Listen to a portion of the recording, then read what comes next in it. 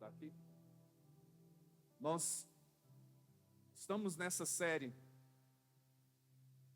que nós demos o nome de Governe-se.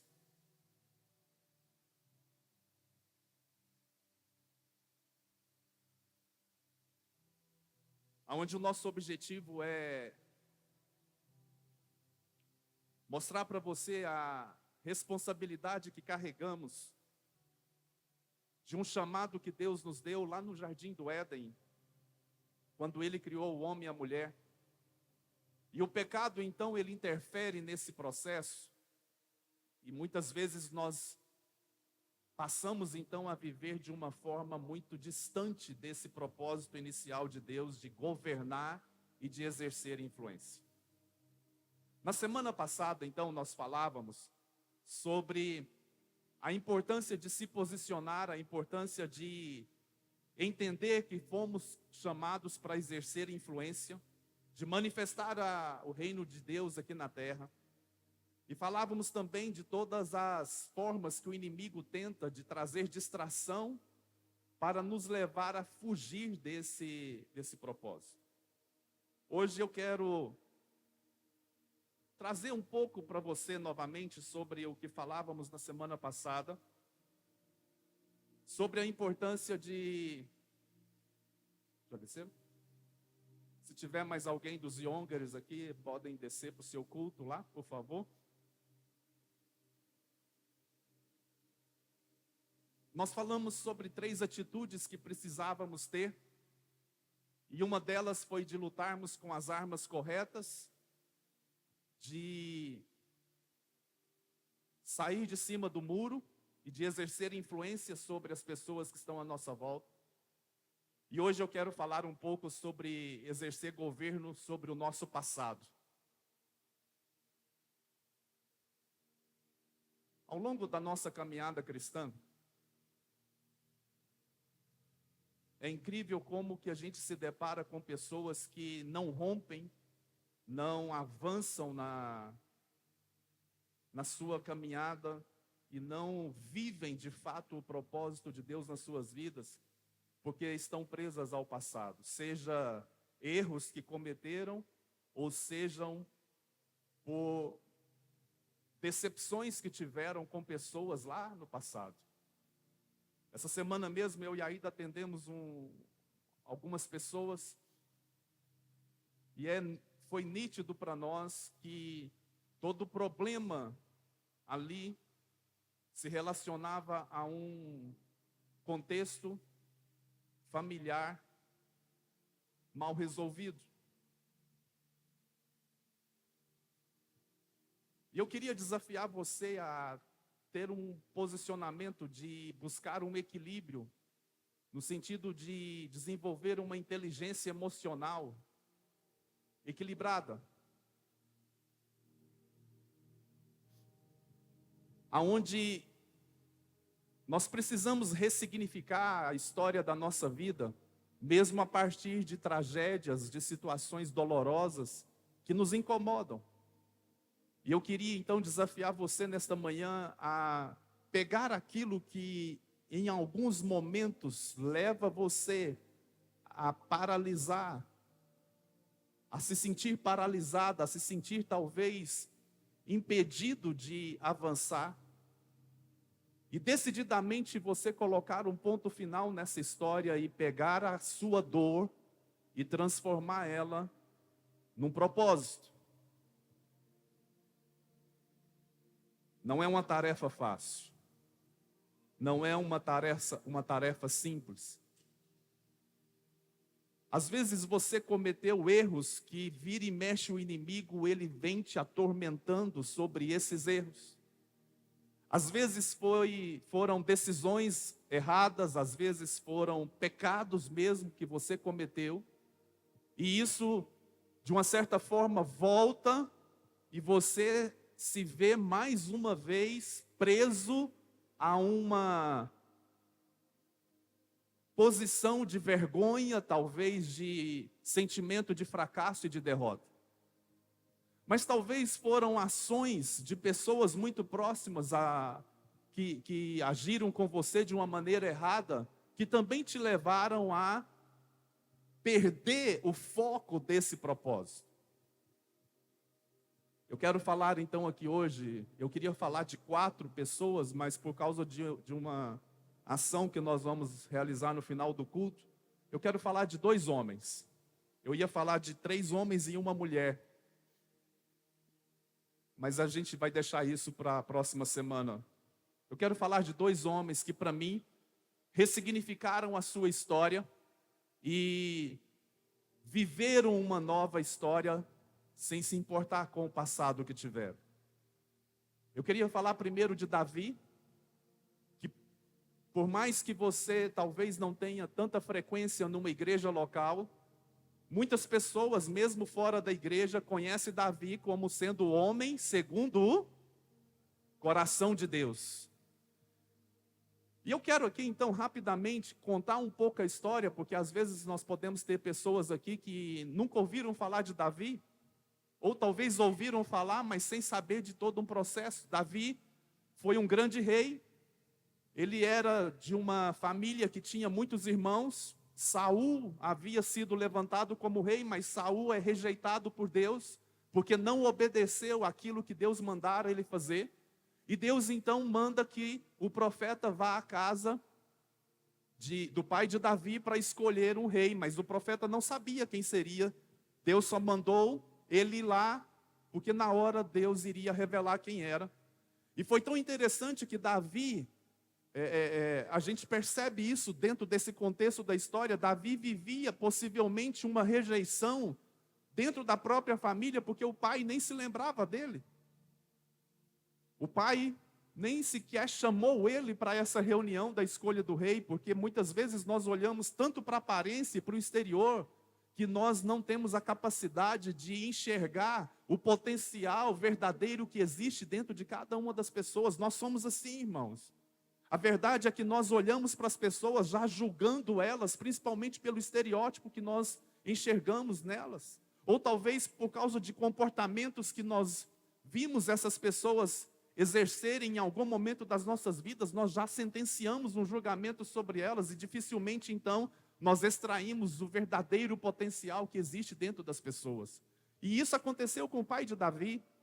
O profeta então vai e ele faz toda uma seleção ali, vai chamando os filhos, e é um julgamento meu aqui, uma crítica minha. Eu percebo que o pai de Davi ali, ele começa a trazer aquele que ele achava que poderia ser o grande rei, talvez por sua postura, talvez pelo seu biotipo ali, pelo jeito de lidar no dia a dia em casa, né? Mas Deus não falava com o profeta, e Deus falava, não é esse, não é esse, não é esse, até que o profeta vira então para Jessé ali e fala assim, por acaso não tem mais ninguém? E aí ele fala, tem um que está lá no campo pastoreando as ovelhas. E aí o profeta então manda chamá-lo, e era Davi. E Davi então é ungido rei e começa a sua trajetória como rei. A Bíblia fala que havia um determinado momento que Davi deveria estar na guerra, mas ele fica no palácio.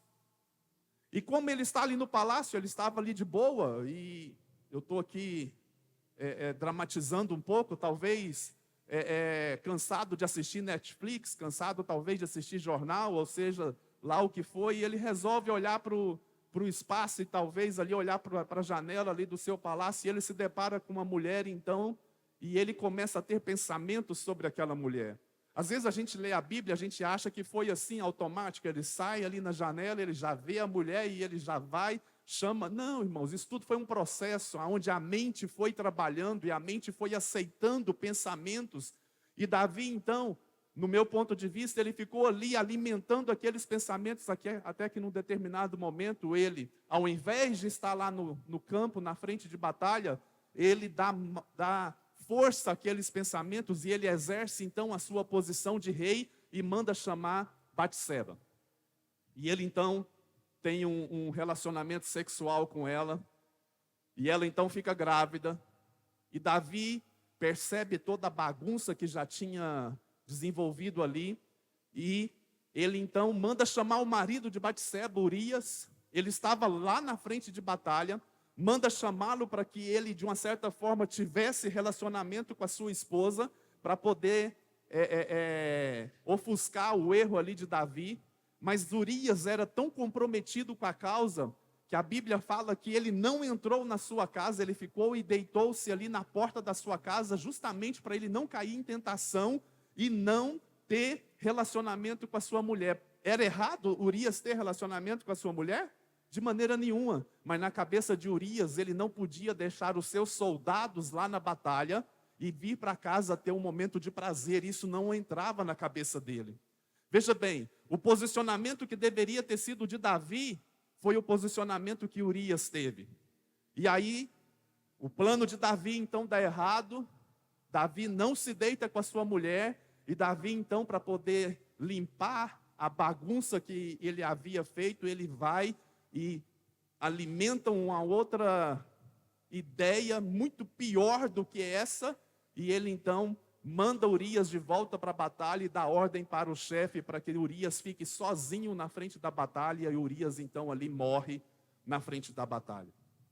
Essa então é a imagem de um homem que talvez eu e você faríamos pior do que ele, ou talvez não, mas Davi, ele foi um homem que errou.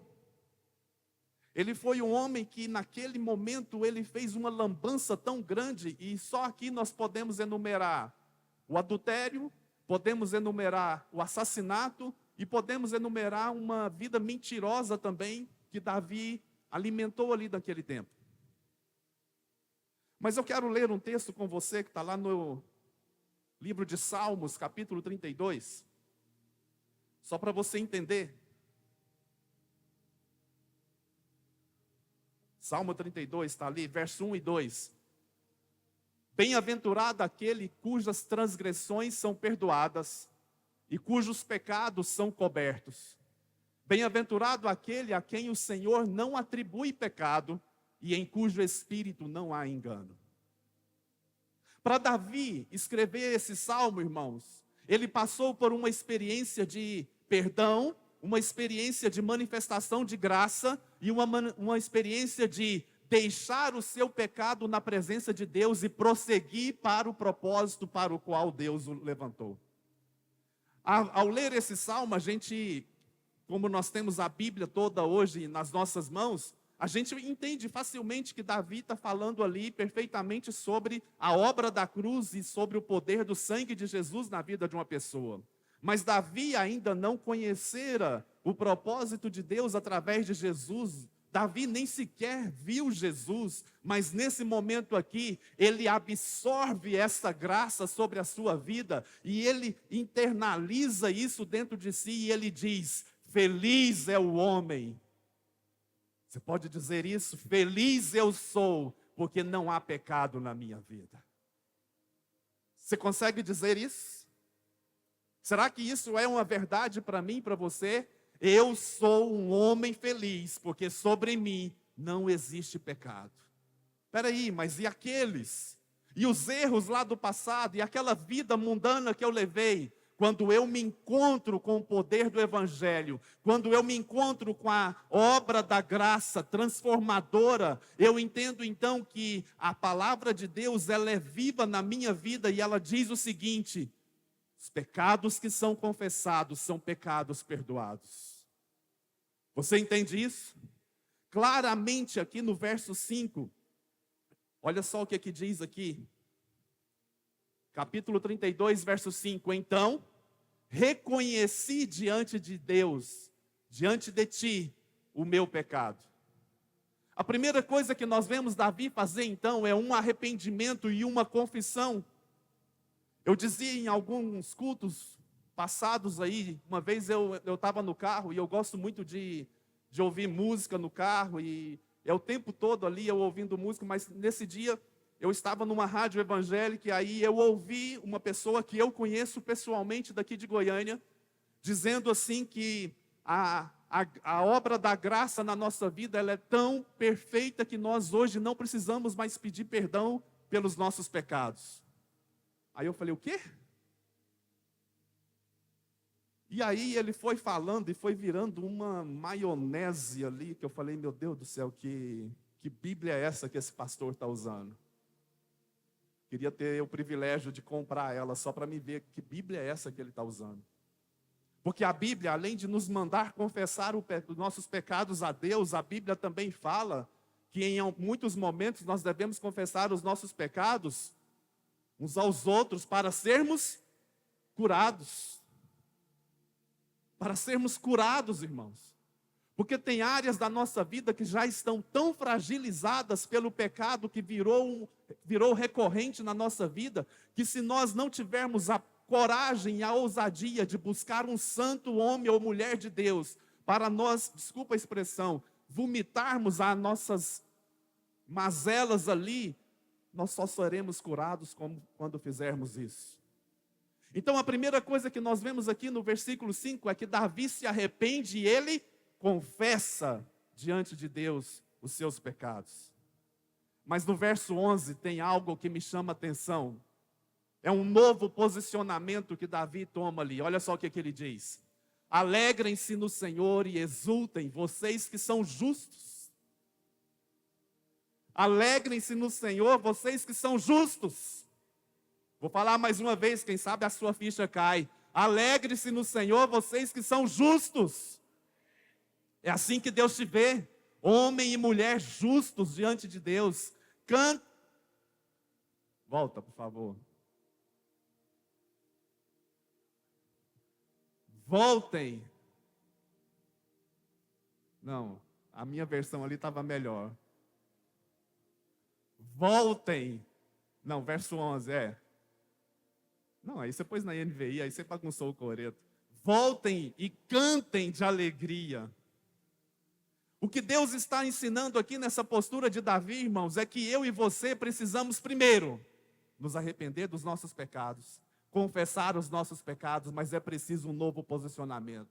Sair dessa posição de vítima, sair dessa posição de fracassado, de derrotado, e agora buscar essa nova pessoa que Deus tem para você e se alegrar, porque agora quando Deus olha para você, Ele não vê alguém pecador, Ele não vê alguém derrotado, Ele não vê alguém que fracassou em um momento da sua vida, Ele olha para mim e para você e Ele vê justo. Alguém que foi feito justo em Cristo. E aí o convite para nós é: alegre-se. Dê saltos de alegria, pule na presença de Deus e entenda, você é alguém justo na presença do Senhor. O que eu entendo então com isso? Davi ressignificou a sua vida.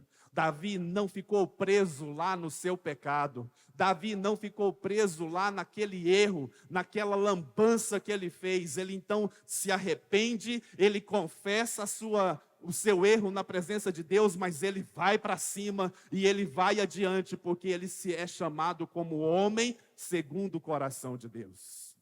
Veja bem, esse título que Deus dá para Davi não foi antes do pecado. Esse título que Deus deu para Davi foi olhando para Davi e vê nele o seu coração. Errou, mas ele vê um homem que é capaz de mudar a sua história, de escrever uma nova história, mesmo quando cometeu um grande erro. Vários erros, por sinal. Quais são os erros que você se sente derrotado? Porque você cometeu lá no passado, ou talvez no presente muito próximo. Quais são as áreas da sua vida que talvez você olha e ainda te incomoda e você diz, por que é que eu fui fazer isso? Por que é que eu fui me envolver com isso? Por que é que eu fui agir dessa maneira e você até hoje sofre por causa dessas situações? E aí a palavra de Deus para nós nessa manhã é: arrependam-se. Arrependam-se, conserte as suas vidas, mas olhe para cima, olhe para frente e avance. Pare de ficar preso no passado e avance. Mas também eu preciso falar talvez daqueles erros, daquelas situações aonde as pessoas erraram com você, aonde você se viu vítima de algum erro de alguém, aonde talvez você sofreu decepções, você sofreu atitudes de pessoas que te feriram e te magoaram, e até hoje você é preso, você está amarrado naquela situação, e você, na verdade, está ali aprisionado àquela pessoa. Talvez foram palavras ditas de uma maneira muito dura, talvez foram ações que se repetiram na sua história de vida e que te levaram a um posicionamento de dor, de mágoa, de tristeza e que você talvez se sente rejeitado, abandonado. E eu vou dizer para você, se tem um espírito que é difícil de lidar com ele, é com o espírito de abandono e de rejeição. A pessoa que é rejeitada é uma pessoa que vira e mexe, ela é pega em situações aonde ela passa novamente por aquela dor e por aquele constrangimento. E eu quero ler um texto que aparentemente não tem nada a ver, mas no final tem tudo a ver. Atos, capítulo 12.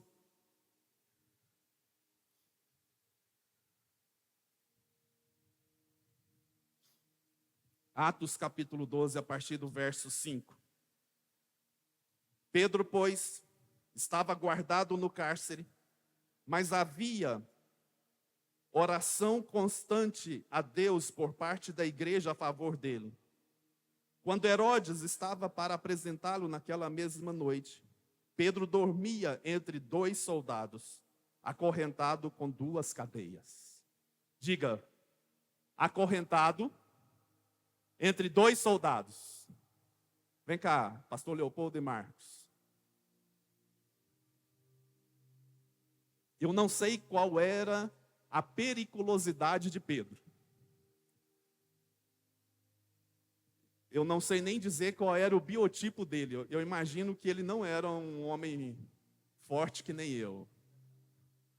Imagino que ele era miudinho. Então eu não vejo aqui a necessidade de aprisionar Pedro e além de aprisionar Pedro, não é assim não, calma lá. Aqui, ó, ele foi acorrentado entre 2 soldados. Já viram isso? Eu acho que só um bandido muito perigoso e muito forte é levado para a cadeia e além de ser preso numa cadeia, ele é colocado entre 2 soldados. Eu fico perguntando por quê. E você não vai ver isso tantos em outros momentos de pessoas que foram presas, mas aqui nesse momento. E Pedro já havia sido preso antes também, mas não dessa forma. Mas aqui a Bíblia fala que ele foi preso e acorrentado entre 2 soldados. Mas vamos avançar, fica aqui só um minutinho, por favor. Olha só. Verso 7. Eis, porém, que sobreveio um anjo do Senhor, e uma luz iluminou a prisão, e tocando ele o lado de Pedro, despertou, dizendo, levanta-te depressa. Então as cadeias caíram-lhe das mãos.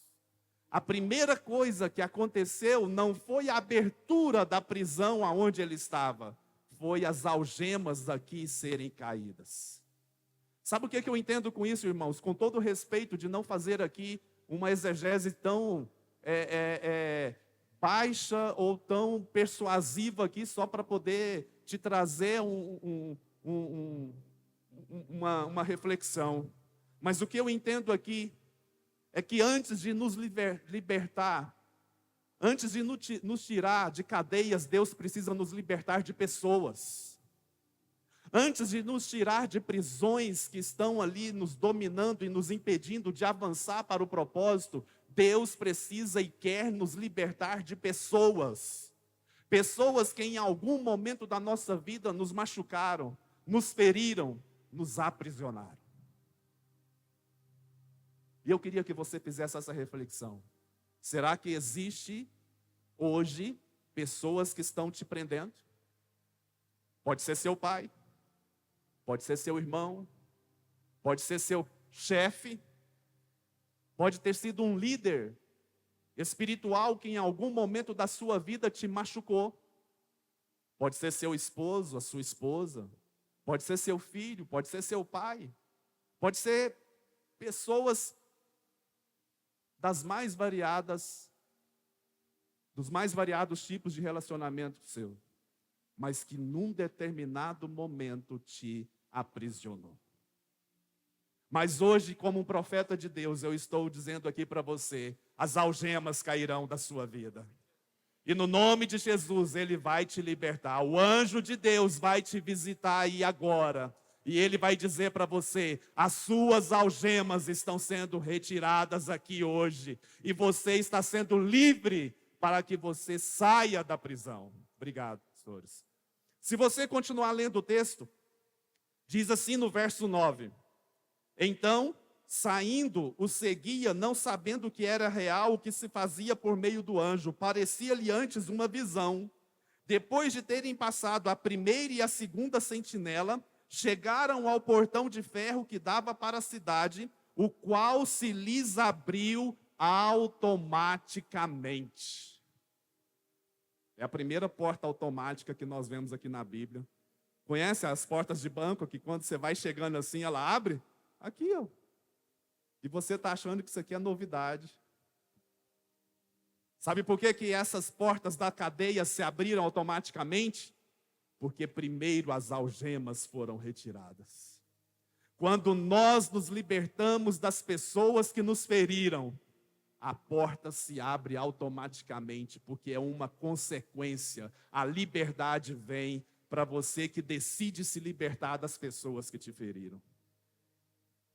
Pode ser que eu te feri em algum momento, e eu quero aqui te pedir perdão. Não foi intencional. Pode ser que às vezes foi uma falta de posicionamento que criou em você uma expectativa que não foi suprida, levou você a ficar aprisionado. Mas nesta manhã, eu quero ter a liberdade e a autoridade de dizer para você: as nossas algemas cairão por terra hoje, e nós seremos livres em nome de Jesus. Você pode dizer amém? Segunda pessoa que eu queria falar é de uma pessoa que eu particularmente amo muito. Depois de Jesus e depois de Deus, quando eu chegar no céu, eu quero tirar um tempinho para me visitar a casa de Paulo. E eu quero falar para ele: cara, que vida é essa que você conseguiu levar? Paulo, para aqueles também que não conhecem muito a história, ele é um homem que se tornou assassino de cristãos, perseguidor da igreja, e o trabalho dele era ir de casa em casa, nas pessoas que já eram cristãs e que acreditaram na obra de Jesus naquela época. E Paulo então era um perseguidor de cristãos. E se você pegar Atos capítulo 6, você vai ver que Saulo, o nome dele era Saulo, e aqui eu preciso até falar disso, porque você vai ver em alguns outros momentos da Bíblia, Deus mesmo mudando o nome de homens, né? Pedro, por exemplo, ele tem um nome mudado. Existem outros homens que têm o nome mudado. Abraão se chamava Abrão e depois ele recebe o nome de Abraão, mas muitas pessoas pensam que Saulo teve o nome mudado para Paulo, e isso não é verdade. Você vai ver que talvez, possivelmente, foi Lucas, lá no capítulo 13 de Atos, que ele simplesmente passa a chamar Saulo de Paulo. Porque eram dois nomes que ele carregava, porque ele tinha dupla cidadania. Ele era um judeu da tribo de Benjamim, mas ele também era um cidadão romano. Então, Paulo ali era possivelmente o nome grego ali que ele carregava. E Lucas, então, no capítulo 13, é a primeira vez que você vê Saulo sendo chamado de Paulo ali. Então, Paulo, ele era um perseguidor da igreja. No capítulo 6 de Atos, você vai ver ele presente no apedrejamento de Estevão. E você vai ver ali um versículo que fala assim: e Saulo consentia com tudo aquilo que estava acontecendo. Saulo, então, ele participou daquele momento onde Estevão foi apedrejado até a morte. Mas ele tem um encontro com Deus. E a Bíblia fala que uma grande luz aparece para Saulo, e então ele escuta uma voz dizendo: Saulo, Saulo, por que me persegues? E aí então a ficha dele cai, ele fica cego, e Deus então manda ele procurar um homem, e ele procura esse homem, e aquele homem então, de uma certa forma, arremata aquela experiência que ele está tendo ali, e ele então tem o seu momento ali com Deus. Atos capítulo 19, capítulo 9, verso 19. Olha só o que aqui diz. E depois de ter se alimentado, sentiu-se fortalecido. Então permaneceu em Damasco alguns dias com os discípulos. E logo, verso 20, pregava nas sinagogas a Jesus, afirmando que este é o Filho de Deus. Essa expressão, alguns dias, na nossa cabeça a gente pensa que podem ter sido assim, rápido, né? Semanas. Alguns dias aqui duraram cerca de 2 anos, aonde Saulo, ele foi para o deserto da Arábia, e junto com os discípulos ali naquela época, ele se permite então ser curado e tratado por Deus, mas um fogo invade o seu coração, e nitidamente ele abandona aquele passado, e ele então começa a perseguir o seu propósito de vida. O colégio apostólico tem uma dificuldade de aceitar ele ali.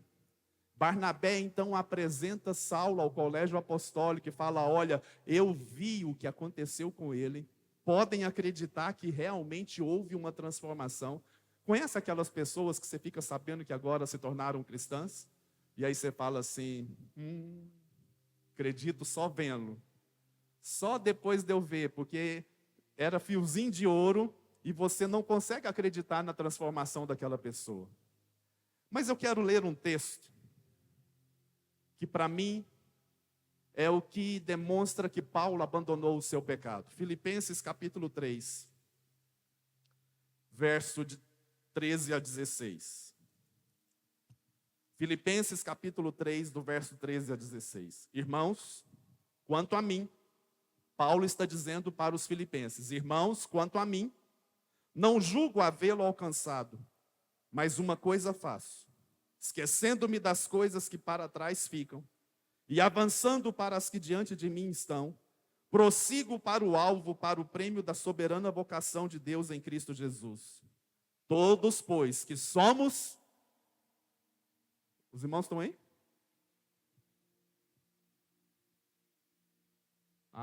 Põe para mim, por favor, na versão... Você não tem aí, né? Eu vou ler na minha versão, tá? Aqui está um pouco diferente da NVI. Na minha versão diz assim: todos, pois, que somos perfeitos. Consegue entender o que é isso? Um homem que matou gente.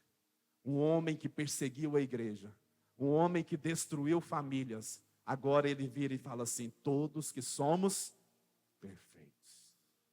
Só a graça de Deus pode provocar em nós uma mudança de mentalidade como essa. Só a graça de Deus pode nos libertar da escravidão do passado e nos levar a ver como Deus nos vê. Diga, eu sou perfeito. E aí eu quero ler um texto que ele traz muita polêmica. E eu não quero aqui provar nenhuma linha teológica sobre ele. 2 Coríntios capítulo 12, verso 7. 2 Coríntios capítulo 12, verso 7. Vamos ver como é que está aqui. Tá bom. Para evitar que eu me exaltasse por causa da grandeza dessas revelações, foi-me dado um espinho na carne, um mensageiro de Satanás para me atormentar. Na minha versão diz, para me esbofetear. Existe muita divergência sobre o que seria esse espinho na carne de Paulo. E o meu foco aqui não é para provar para você o que é o espinho na carne. O meu foco aqui é mostrar para você que Paulo lutava diariamente, no meu ponto de vista, com um mensageiro de Satanás que foi enviado para atormentá-lo.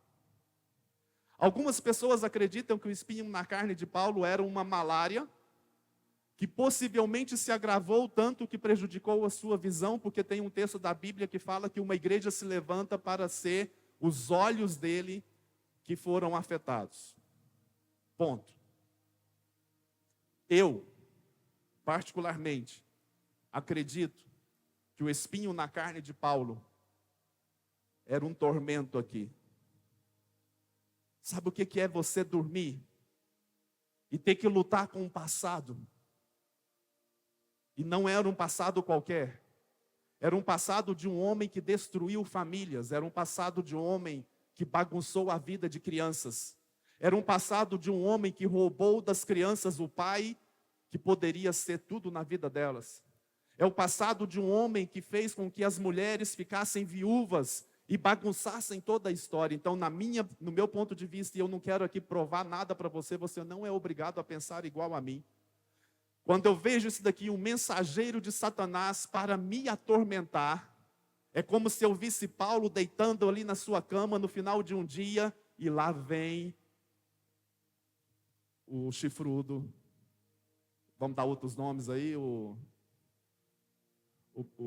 capiroto, o coisa ruim. Tinha uma novela que chamava, como é que era o nome da novela? Hã? Ainda bem que os irmãos não assistem novela, né? Eu ia pegar vocês, ninguém caiu na minha. Ou tá com medo, é porque não assiste novela mesmo. Estou pelejando para lembrar o nome aqui, gente. Hã? Pode falar, irmãos, não vou falar nada de você não, mas tinha uma novela que chamava ele de... Hã? Não entendi. Capirão? Cramião. Aê! Caramunhão, um negócio assim, né?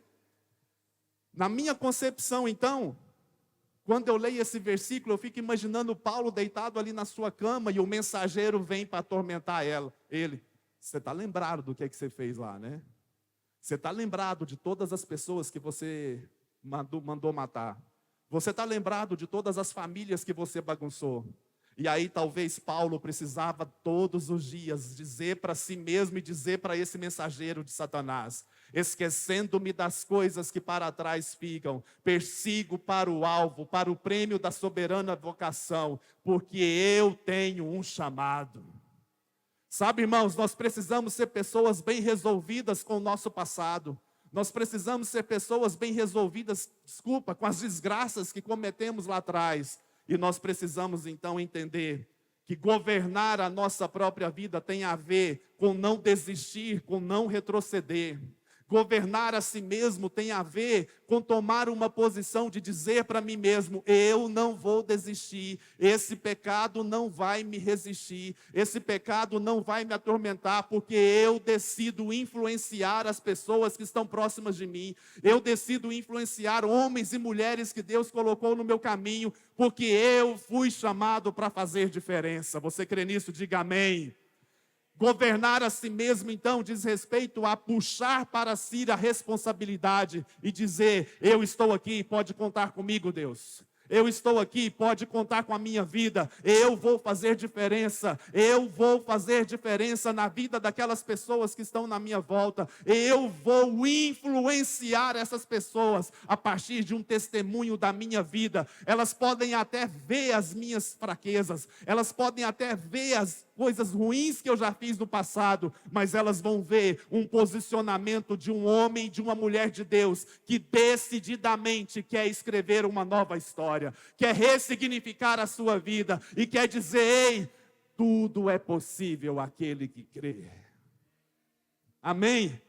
E aí eu encerro então essa palavra lendo um texto também de 2 Coríntios, capítulo 9, verso 25 e 27. Eu amo esse texto. E eu quero amarrar ele com um texto lá de Hebreus, que eu uso ele também constantemente. Ele é um texto que ele fala muito ao meu coração. 2 Coríntios, capítulo 9. Eu acho que eu escrevi a coisa errada. Olha 1 Coríntios, capítulo 9, verso 25 a 27. Eu coloquei 2 Coríntios, mas é 1 Coríntios, tá? Verso 25 a 27. Diz assim: todo atleta em tudo se domina. Aqueles para alcançar uma coroa corruptível, nós, porém, a incorruptível. Assim, corro também eu, não sem meta. Assim luto, não como desferindo golpes no ar, mas esmurro o meu corpo e o reduzo à escravidão, para que, tendo pregado a outros, não venha eu mesmo a ser desqualificado. É esse tipo de gente que nós devemos produzir aqui no nosso meio. É esse tipo de cristãos que nós precisamos perseguir enquanto igreja local. Homens e mulheres que não serão desqualificados para pregar a outros, porque eles vão esmurrar os seus corpos a uma escravidão, dizendo: eu vou lutar, eu vou resistir, mas o pecado não terá domínio na minha vida. E eu leio então o último texto, Hebreus capítulo 4. Hebreus capítulo 12, verso 1 ao 4 diz assim: portanto, também nós, visto que temos a rodear-nos tão grande nuvem de testemunhas, desembaraçando-nos de todo o peso e do pecado que tenazmente nos assedia, corramos com perseverança a carreira que nos foi proposta, olhando firmemente para o autor e consumador da fé, Jesus, o qual, em troca da alegria que lhe estava proposta, suportou a cruz, não fazendo caso da vergonha, e está assentado à destra do trono de Deus. Considerai, pois, atentamente aquele que suportou tamanha oposição dos pecadores contra si mesmo, para que não vos fatigueis desmaiando em vossas almas. Ora, na vossa luta contra o pecado, ainda não tendes resistido até o sangue. É esse tipo de pessoas que eu quero desafiar você a ter esse desejo na sua vida. Pessoas que lutam, pessoas que se posicionam, pessoas que dizem ao pecado não, pessoas que dizem para si mesmo: eu vou esmurrar o meu corpo à escravidão, eu vou correr a carreira que me está proposta, eu vou me desembaraçar de todo o pecado, de todo o peso que tenazmente me assedia. Eu quero abandonar então o pecado, eu quero libertar de críticas, de julgamentos, de opiniões de pessoas que podem tentar me impedir de prosseguir para o alvo. E eu vou me libertar desse pecado, debaixo do precioso sangue de Jesus, debaixo da obra da cruz que me garante uma obra redentora e uma graça transformadora, dizendo para mim: a minha graça te basta.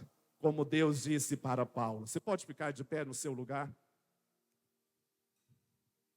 A única forma de nós então avançarmos, de nós governarmos a nós mesmos, primeiramente é liberando e recebendo perdão na nossa vida. É quando eu e você decididamente tomamos uma posição de dizer: hoje eu quero liberar as pessoas e eu quero liberar a mim mesmo de todo o aprisionamento através do perdão. Coloque a sua mão no seu coração aí e diga assim: em nome de Jesus, eu hoje me posiciono como um homem de Deus e eu declaro, na presença do Senhor, todos os meus erros do passado, todas as atitudes que eu cometi, que foram pecados, traga luz, Senhor, na minha vida. E hoje eu te peço perdão. Eu peço ao Senhor, libere sobre mim a graça transformadora e a redenção de Deus em Jesus Cristo na minha vida. Eu hoje declaro que o sangue de Jesus me limpa e me purifica de todo pecado. E eu declaro que esses pecados estão sendo confessados e o Senhor está me limpando e me purificando de todo pecado, em nome de Jesus. Mas eu também coloco diante do Senhor traumas, decepções, mágoas, ressentimentos de pessoas que ao longo da minha vida me feriram, me machucaram e me aprisionaram. Eu hoje me liberto pelo poder do nome de Jesus.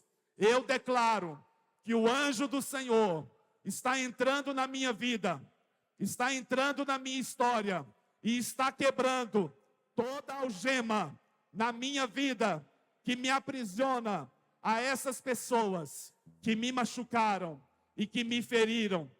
Decididamente, eu hoje libero perdão sobre todas essas pessoas e eu declaro Eu estou livre. Eu estou livre para exercer governo sobre a minha vida, sobre o meu passado, sobre o meu presente e sobre o meu futuro. Eu decido me levantar e influenciar as pessoas que estão à minha volta. Senhor, olhe para mim, use a minha vida como uma pessoa de Deus, como uma pessoa que foi comprada e resgatada pelo sangue de Jesus. Eu me coloco na presença do Senhor e eu declaro: eu estou livre para exercer governo e influência sobre todas as pessoas que estão à minha volta, em nome de Jesus.